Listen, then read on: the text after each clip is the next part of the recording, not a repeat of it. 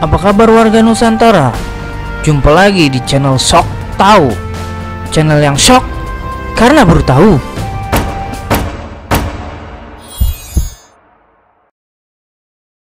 Para gundik dan anak-anaknya bahkan diberi kewarganegaraan suami atau ayah mereka. Laki-laki Eropa yang telah berkeluarga dengan perempuan pribumi di Hindia Belanda juga tidak dibenarkan kembali ke tanah air mereka. Kebijakan ini semakin dipertegas pada masa pemerintahan Gubernur Jenderal Karl Reiniers di tahun 1650 hingga 1653 dan Juan Metsuiker tahun 1653 hingga 1678. Mereka berdua merupakan pendukung perkawinan antara pegawai VOC dengan perempuan pribumi.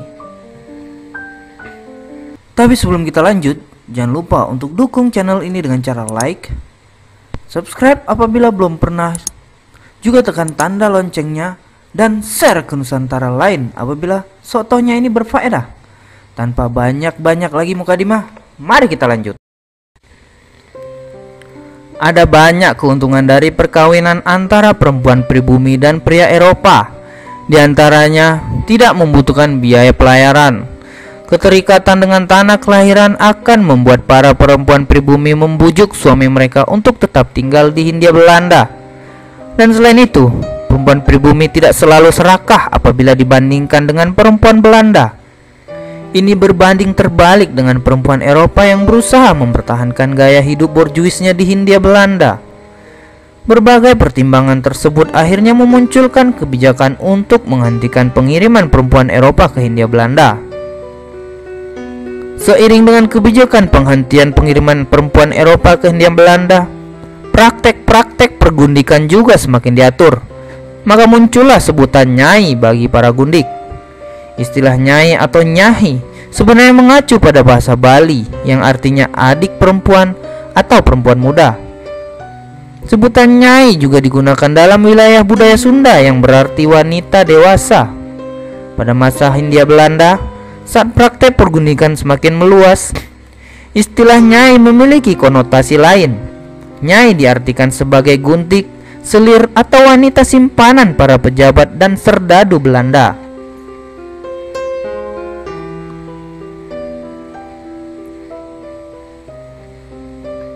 Pada abad ke-19, banyak orang Eropa menggunakan sebutan-sebutan lain yang memiliki kecenderungan untuk merendahkan dan menghina nyai.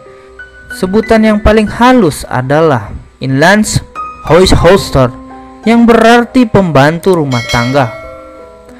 Para nyai yang dipelihara di dalam tangsi-tangsi kolonial biasa disebut monci. Istilah ini merupakan plesetan dari kata monje yang berarti bermulut kecil. Sebutan ini merujuk pada kenyataan bahwa para perempuan gundik dalam barak-barak tentara merupakan perempuan penurut, tidak banyak bicara, tidak protes, dan tunduk pada tuannya. Terkadang muncul pula julukan senar atau snur. Dalam bahasa Indonesia disebut senar atau dawai, yang digunakan untuk menyebut seorang pelacur atau perempuan panggilan. Para gundik juga sering disebut sebagai mobile atau perabot, inventarist, barang inventaris, book, buku, atau wooden book, kamus, karena perempuan juga berguna untuk menjadi penerjemah bahasa pribumi. Berbagai sebutan itu memiliki tujuan untuk menegaskan bahwa meskipun mereka perempuan pribumi menjadi istri seorang majikan kulit putih, namun kedudukan nyai tidaklah sederajat. Tugas utama nyai tetap berada di bawah perintah dan harus patuh kepada kemauan tuannya. Oleh sebab itu, nasib kaum perempuan yang harus menjadi nyai dalam masyarakat Hindia Belanda tidak lebih dari sekedar alat pemuas nafsu tuannya.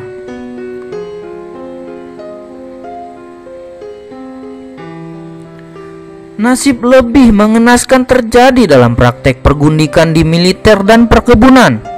Hubungan yang terjalin atas dasar kekuasaan laki-laki kulit putih ini lebih buruk dari yang terjadi di tengah masyarakat sipil. Para nyai seringkali memperoleh hukuman dan siksaan yang kejam apabila tidak menuruti kemauan tuannya. pergundikan di tangsi dan perkebunan membawa akhir yang tidak lebih baik daripada pergundikan di kalangan sipil. Saat seorang laki-laki Eropa dipindah tugaskan atau kembali ke negaranya, maka hanya ada 4 kemungkinan bagi Nyai dan anak-anaknya. Pertama, sang Nyai dan anak-anaknya ikut bersama tuannya ke tempat baru. Kedua, Nyai dan anak-anaknya ditinggal begitu saja tanpa nasib yang pasti. Ketiga, Nyai dan anak-anaknya dialihkan kepada rekan laki-laki Eropa lainnya yang masih tinggal di Hindia Belanda. Keempat, anak-anaknya dibawa serta atau dititipkan ke suatu tempat, sedangkan sang Nyai dapat mencari hubungan pergundikan yang baru atau kembali ke kampungnya. Kemungkinan terakhir ini yang paling menyedihkan, karena seorang gundik yang tidak laku lagi dan harus kembali ke kampung akan sulit diterima dalam masyarakat. Mereka juga akan sulit menemukan pasangan pribumi. Satu-satunya jalan untuk menyambung hidup, maka para bekas gundik terpaksa melacurkan diri dan terjun ke dalam dunia prostitusi. Anak-anak yang dilahirkan dari hubungan pergundikan tersebut sebagai Vurkinderen. Sebutan ini muncul karena mereka lahir dari hubungan laki-laki Eropa dengan perempuan pribumi. Kaum Indo telah muncul di Kepulauan Indonesia tidak lama setelah kedatangan pertama kali orang-orang Eropa pada abad ke-16. Namun, pada masa tersebutlah tidak ada legalitas hukum yang jelas bagi anak-anak keturunan Indo. Pada tahun 1828, para laki-laki Eropa boleh mengakui anak-anak mereka yang lahir dari hubungan pergundikan. Pilihan lainnya ialah dengan tidak mengakui namun mendaftarkan mereka ke dalam daftar kelahiran. Pendaftaran ini mewajibkan sang ayah Eropa merawat dan mendidik anak-anak tersebut atau mengadopsinya. Sejak itu, seorang anak yang lahir di luar nikah diberi nama keluarga sang ayah, namun dieja terbalik. Misalnya, Remsdik menjadi Kitsmir, Vermeer menjadi Remfref, Grofzins menjadi Snitchfork, Peters menjadi Esrips, Jansen menjadi Nesnach, dan sebagainya. Adanya perubahan konstitusi di Belanda tahun 1848 membuat perundang-undangan di Hindia Belanda ikut berubah. Sejak itu, agama tidak menjadi penghalang pernikahan. Akibatnya, setelah tahun 1848 terjadi sejumlah perkawinan campur yang sah dari praktek pergundikan ini. Akan tetapi, jumlahnya tidak seberapa karena formalitas ini menghabiskan banyak waktu dan biaya, sehingga lebih banyak yang memilih untuk melanjutkan kehidupan dan pergundikan daripada menikah.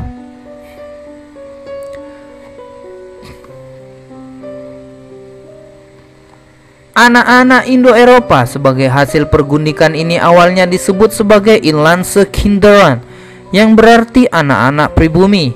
Namun kemudian lebih sering disebut sebagai orang Indo. Pada tahun 1900 terdapat sekitar 70.000 orang Eropa di Jawa.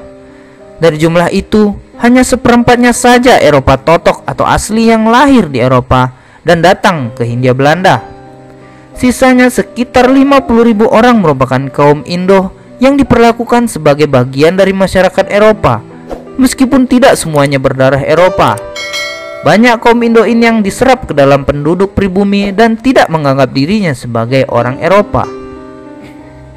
Kenyataan ini sebenarnya menunjukkan bahwa cita-cita membentuk believer sebenarnya telah terwujud. Kaum Indo jumlahnya jauh lebih banyak daripada Belanda asli. Meskipun demikian, kebanyakan posisi penting dalam pemerintahan masih selalu dipegang oleh orang Belanda asli. Orang Kreol maupun Indo hanya diberi posisi tertentu yang tidak strategis. Terkait dengan diskriminasi jabatan ini, lebih lanjut mencontohkan bahwa hanya laki-laki kelahiran Belanda yang mendapat kesempatan untuk mencapai kedudukan tinggi di wilayah pendudukan. Mereka yang dilahirkan di Hindia Belanda hanya dijadikan pegawai rendah seperti juru tulis atau asisten pegawai. Untuk memperjuangkan nasib orang Indo di Indonesia, maka dibentuklah Indo-Europe Youth Forum atau IEFI pada tahun 1919. Tujuan utama pembentukan IEFI adalah menekankan bantuan ekonomi dan emansipasi sosial orang Indo. Namun, secara politis, IEFI tidak terlalu berhasil. Walaupun delegasinya di Foxcroft merupakan salah satu yang terbanyak. Demikianlah sejarah singkat nasib tragis para nyai dan gundik di zaman kolonial. Apabila ada pendapat lain dari warga Nusantara, juga hal yang salah dalam saya menyampaikan, mohon maaf yang sebesar-besarnya, dan saya harapkan komentarnya apabila ada hal yang masih tidak sesuai dan silap, agar sama-sama kita membangun untuk menjadi tahu apa yang belum diketahui. Terima kasih sudah menyaksikan videonya hingga selesai. Tetap jaga kebersamaan dan kekompakan senusantara. Sampai jumpa.